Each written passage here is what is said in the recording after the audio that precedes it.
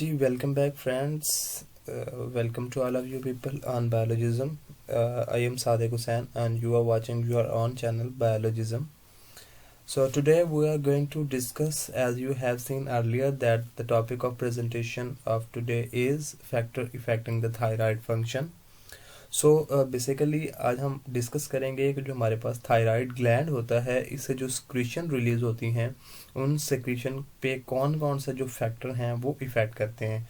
So first of all तो हमें ये समझना है कि थायराइड ग्लैंड क्या है और इससे जो सिक्रीशन है वो कौन कौन सी रिलीज होती हैं और उसको कैसे रेगुलेट किया जाता है, एंड देन उनका फंक्शन बेसिकली क्या होता है, और उनकी रेगुलेशन में अगर डिजीज़ आ जाए, लाइक उनकी रेगुलेशन जो है वो सही तरीके से ना हो, तो फिर हमारे पास कौन से इफ़ेक्ट होते हैं। सो लेट्स स्टार्ट करते हैं जी।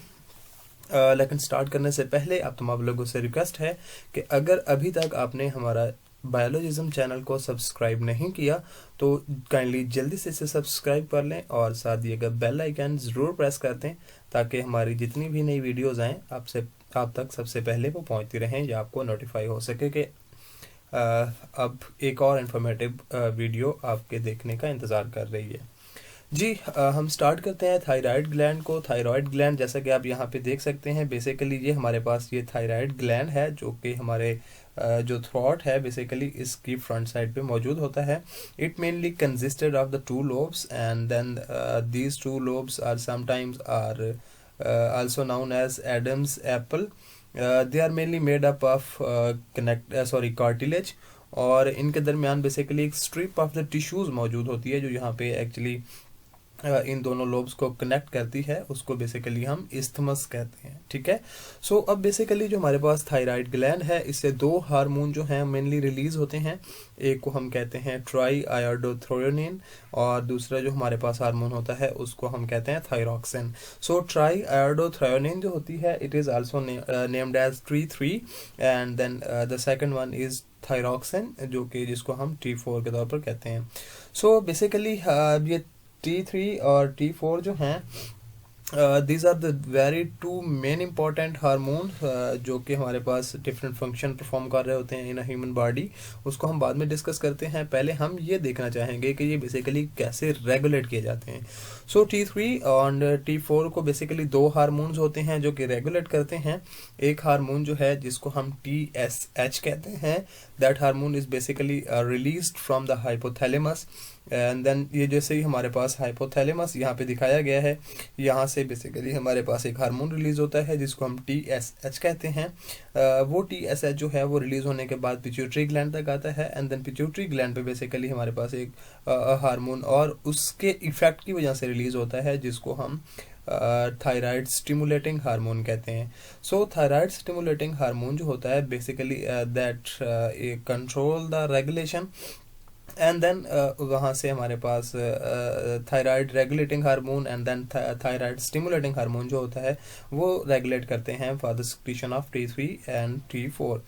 अब जब हमारे पास बॉडी के अंदर T3 एंड T4 जो होते हैं इनकी सेक्रीशन कम हो जाती हैं तो बॉडी पिट्यूटरी ग्लैंड जो है वो बेसिकली इफेक्ट करता है और TSH की सेक्रीशन को बढ़ा देता है, जिसकी सेक्रीशन बढ़ने की वजह से हमारे पास T3 एंड T4 की जो रिलीज़ है वो ज़्यादा हो जाती है। और उसके साथ साथ अगर बॉडी के अंदर इनकी लेवल जो है वो बेसिकली ज़्यादा हो जाए तो तन पिट्यूटरी ग्लैंड क्या करता है वो TSH की सिक्रीशन को डिक्रीज कर देता है, जिसकी वजह से इनकी अगेन रेगुलेशन हो जाती है। सो अब हम बात करते हैं कि बेसिकली T3 एंड T4 जो है वो मेनली हमारी बॉडी के अंदर कौन कौन से वर्किंग करते हैं या कौन कौन से फंक्शन परफॉर्म करते हैं। So first function is that basically breathing जो हमारे पास है उसको कंट्रोल कर रहे होते हैं। देन उसके साथ साथ हार्ट रेट है, then central and peripheral nervous system है उसको भी रेगुलेट करते हैं। उसके साथ साथ जो हमारा बॉडी का वेट है इट इज़ आल्सो कंट्रोल्ड और also regulated by T3 and T4 and then muscle strengthen है। उसके साथ मेंस्ट्रुअल साइकिल फीमेल बॉडी के अंदर जो बेसिकली हमारे पास साइकिल है उसको भी कंट्रोल करते हैं। उसके साथ साथ बॉडी टेम्परेचर को कंट्रोल करते हैं and then also effect somewhere in the cholesterol level. So these are the main basically function of the thyroid gland secretion. अब हमारे पास दो कंडीशन होती हैं, जिसमें एक कंडीशन ये होती है कि हमारे पास ह्यूमन बॉडी के अंदर basically they are increased in the number, and if T3 and T4 are increased in the in a human body, that particular condition is named as hyperthyroidism. So it is a disease. It basically have the symptom of anxiety, moodiness, nervousness, sweating, are sensitive to high temperature basically, then hand trembling है, or we can call it hand shaking, and then hair loss, and somewhere in the like missed or light menstrual cycle period. So these are the symptoms of mainly by the hyperthyroidism. While in case of their decrease in the concentration in the human body, that condition is named as hypothyroidism.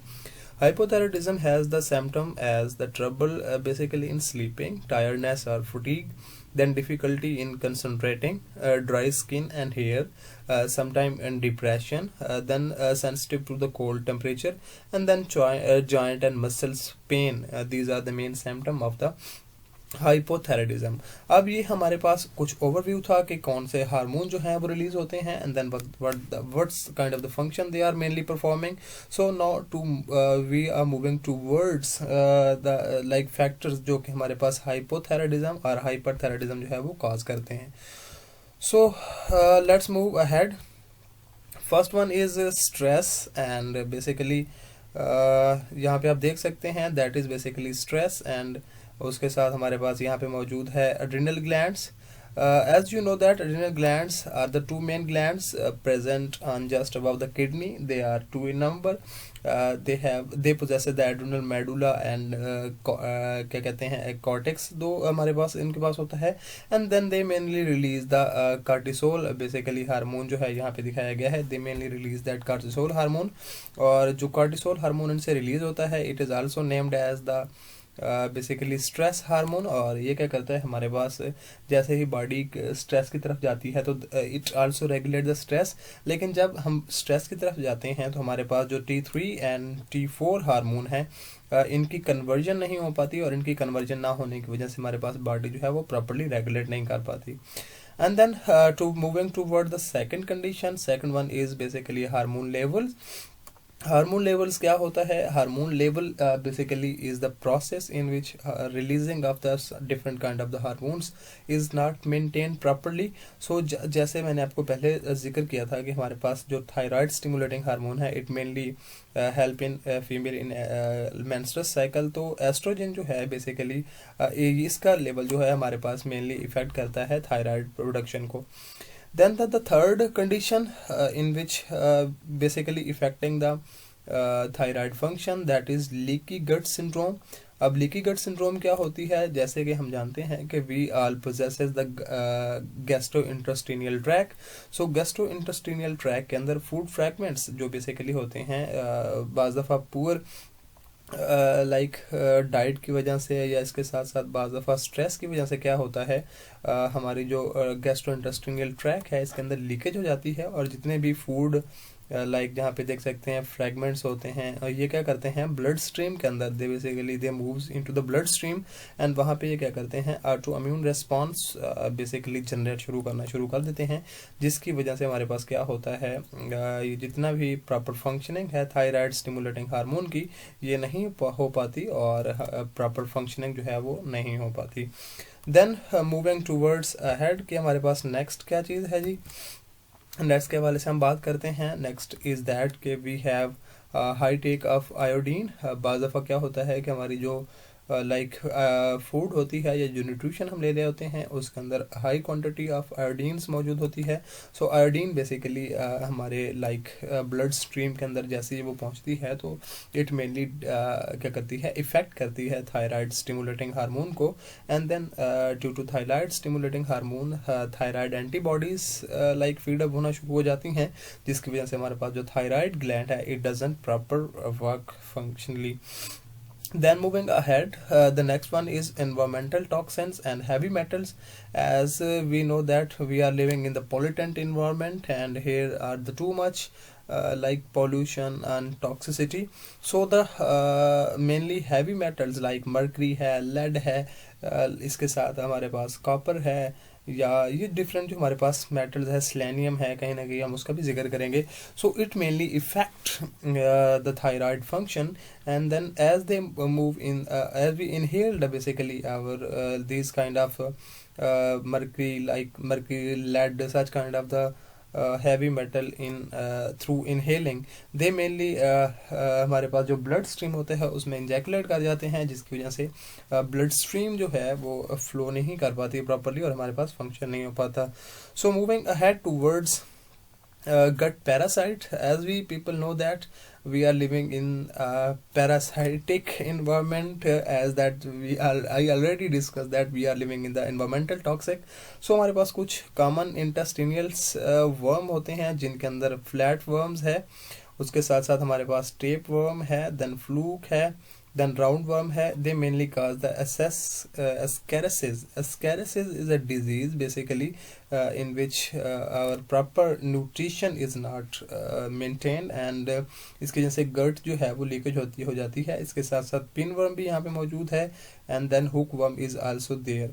So इन जितने भी हमारे पास parasites हैं, इनकी वजह से हमारा जो गैस्ट्रोइंटेस्टाइनल ट्रैक है और गट है ये प्रॉपरली फंक्शन नहीं कर पाती, और जिसकी वजह से हमारे पास क्या हो जाता है, प्रॉपर न्यूट्रिशन जो है वो नहीं फॉलो अप हो सकती. So moving ahead for the next, basically हमारे पास क्या कहते हैं, नेक्स्ट की तरफ मूव करते हैं जी.